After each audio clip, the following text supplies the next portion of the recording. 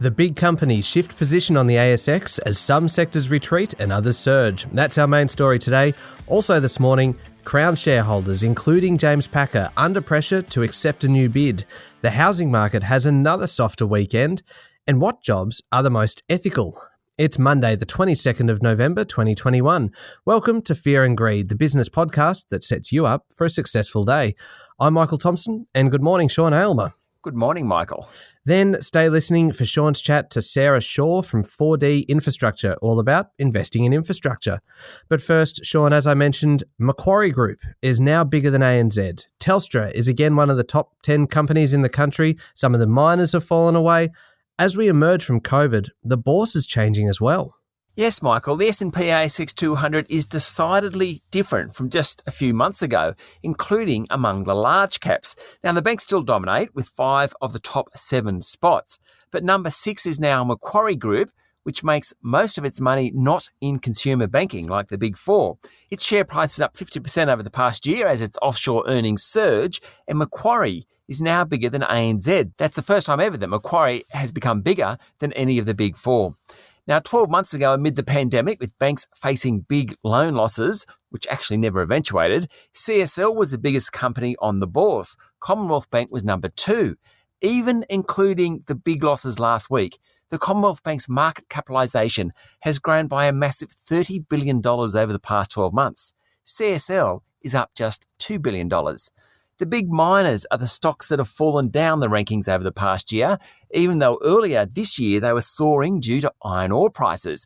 BHP is the same size as it was 12 months ago and remains the third largest company. Both Fortescue and Rio Tinto, though, have fallen down a couple of slots. Of the top 25, Newcrest Mining has been the worst performer, dropping 6 places to number 23, while oil and gas giant Woodside has dropped 3 places to 22. Transurban, an infrastructure stock which is supposed to be safe, tumbled from number 10 to number 13 thanks to the pandemic.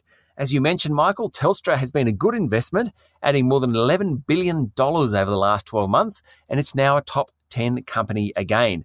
Retail-focused stocks, Wesfarmers and Woolworths, have moved up the rankings as well, but the biggest movers haven't really been industry-specific, but actually company-specific. Software group WiseTech Global, which has nearly doubled in size over the past 12 months, is now a top 25 company. Miner South32 is a top 30 company and wasn't in the top 40 just 12 months ago. And building materials group James Hardie Industries is now the 17th largest company in the country, up from number 24 last November. Okay, so there's been a lot of change, but does it really matter where they are on the ASX? It does, in that people invest in top 10 or 20 or 50 stocks, but beyond that, not overly. What it does show is sectoral outperformance and underperformance and volatility. Investors could have bought and sold resource stocks in the last 12 months and made plenty of money. But if they bought them 12 months ago and held them, they wouldn't have done so well. Now, a little caveat to that, the iron ore miners did pay big dividends during the period. So we're not talking about dividends here, we're just talking about capital growth. The bank stocks, on the other hand, have been much, much more stable. In fact, they've done well, so too the retailers. The moral of all this, Michael, you can easily win or lose by just following sectors. Same deal with individual stocks. But overall, there is no sure thing in the share market. All right. Speaking of the market, how did it perform on Friday? Well, the local S&P ASX 200 ended slightly higher on Friday to 7,397 points, thanks to the big jump in Crown's share price. More of that in a moment. For the week, it was down 0.6%. And what about overseas? Well, Wall Street ended lower on fears that the latest outbreak of COVID in Europe could temper the economic recovery. The tech-heavy Nasdaq outperformed, while economically sensitive stocks such as energy, financials and industrials, they all underperformed. European stocks were also lower, with coronavirus worries dragging on those exchanges. The Aussie dollar starts this week, Michael, trading at around 72.3 US cents. Brent crude was down again over the weekend. It's good news for petrol prices. And gold is trading below $1,845 US dollars an ounce. And Michael, I know you love a good commodity story, and it's a Monday, so why wouldn't I provide one? Tin futures, TIN, tin futures are trading around record highs of $38,500 US dollars a tonne. Now, I don't think we dig up tin, so I know very little about it, but apparently tight supply due to shutdowns in China is the main reason, but there's also strong demand for the metal. It's mostly used in photovoltaic installations, electric vehicles and electronics. It is one of those commodities that will do well with the environmental revolution. Anyway, tin prices at a record high, Michael. We do love a good commodity story, Sean, and to date you have never let me down, so thank you. You're welcome. We'll be back in a moment with the rest of the day's business news.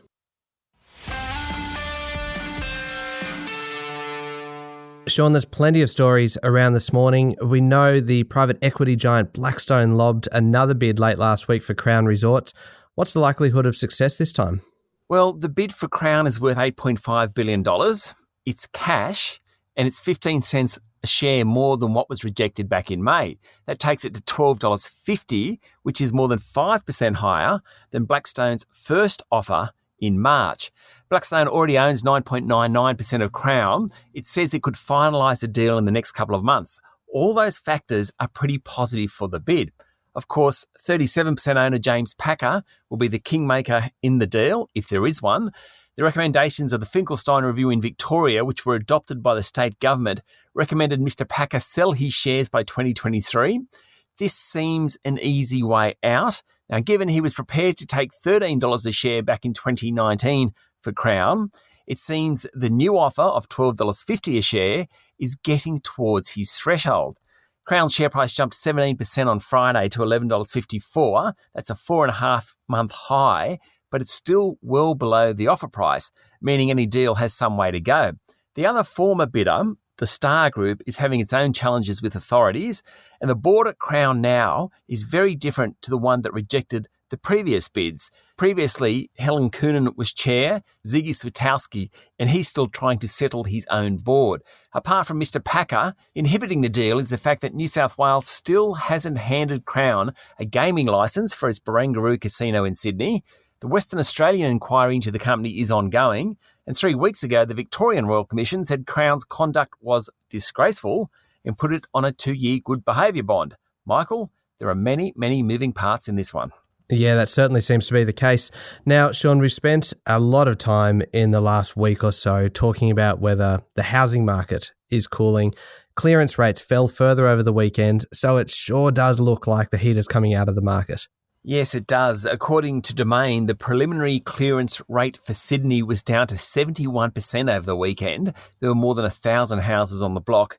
In Victoria, it was the 7th successive week of 1,000-plus auctions, and its preliminary clearance rate was 69%. There's more listings, fixed interest rates are rising, and affordability measures are getting poorer and poorer, at least in the 2 largest cities, and we're seeing clearance rates much lower as a result. Clearance rates in some of the other cities, though, do remain strong.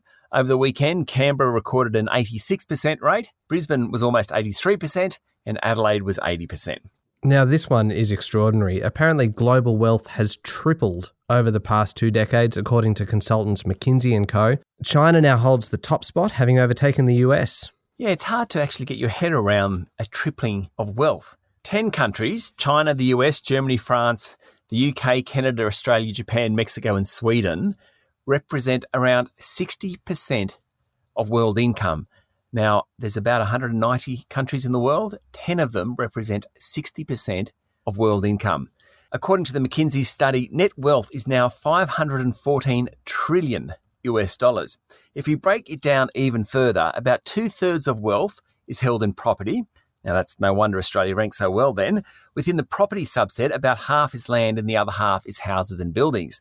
Net wealth has tripled in the past 20 years, and the huge rise has been driven by higher property prices. Across all assets, prices are almost 50% above their long-run average. That, of course, raises the question of whether they're sustainable. Yeah, absolutely. Now, every year, Sean, the Governance Institute releases its ethics index. Always interesting. The 2021 index has now been released. What did it show? Well, perhaps not surprisingly, the most ethical occupations are in the emergency and healthcare sectors. Fireys, nurses, ambulance people, they rate at the top according to the survey.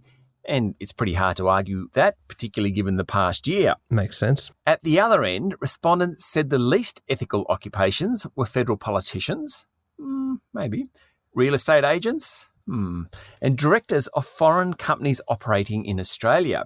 Now, the first two always get a run in the index, but the bosses of foreign companies is an interesting one. Maybe the fight between big tech companies and governments over the past 12 months swayed that one, though we all rely on technology more than ever, so I'm not sure about it. Overall, our perception of Australia as an ethical society has dropped across more industries.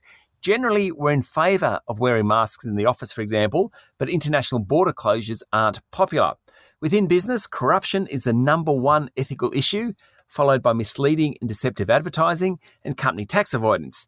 The most ethical sector overall is education, and particularly primary schools. Fair enough.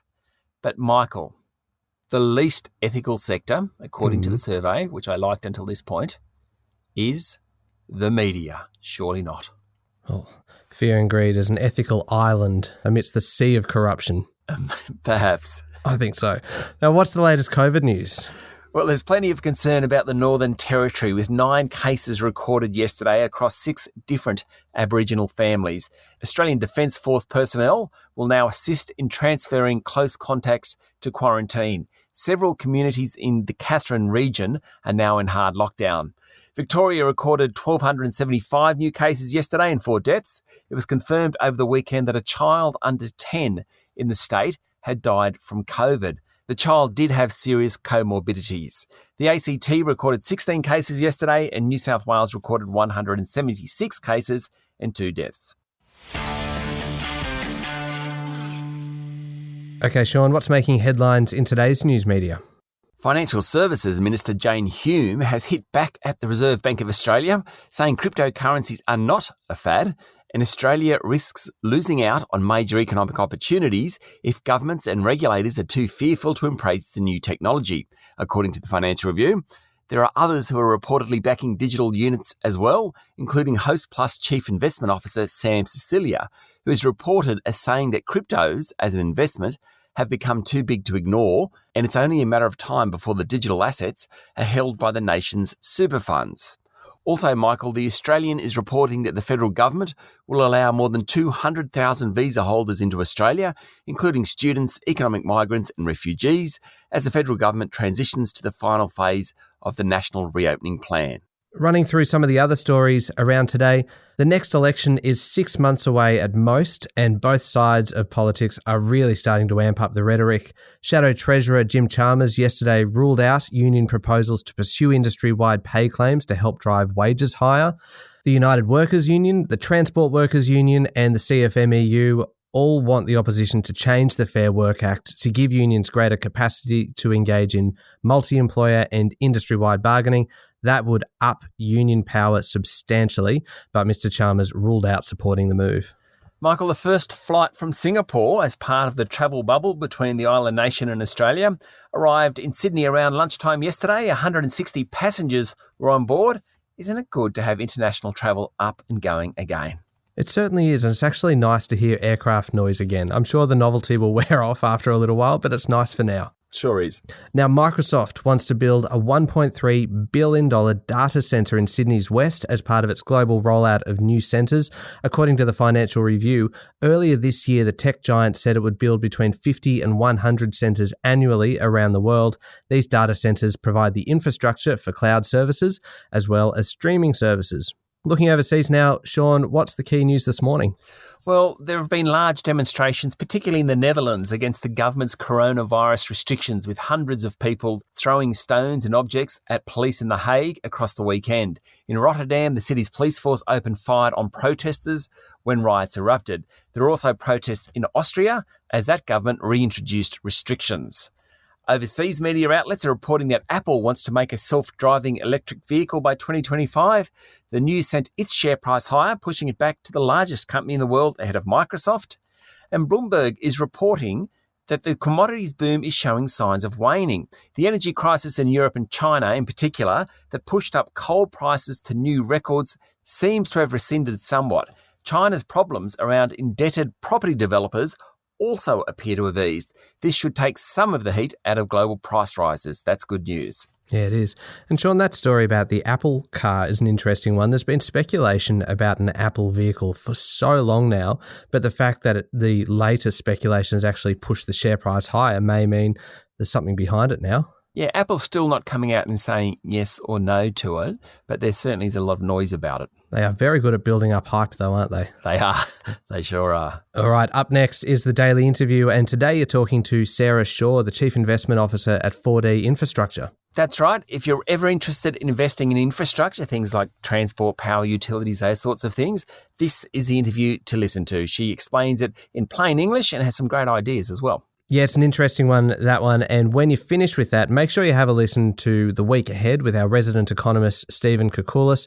And if you've got any time left, why not have a listen to Sunday Fear and Greed, which is a bit of a lighter look at the world of business, wouldn't you say, Sean? Michael, you gave me such a hard time yesterday. I don't recommend anyone listen to that one. And if that's not enough incentive to go and listen, I don't know what is. So you'll find that in the Fear and Greed playlist on your podcast platform or at fearandgreed.com.au. Thank you, Sean. Thank you, Michael. It's Monday, the 22nd of November, 2021. Make sure you're following the podcast. Join us online on LinkedIn, Twitter, and Facebook, and sign up for our free daily newsletter at fearandgreed.com.au. I'm Michael Thompson, and that was Fear and Greed. Have a great day.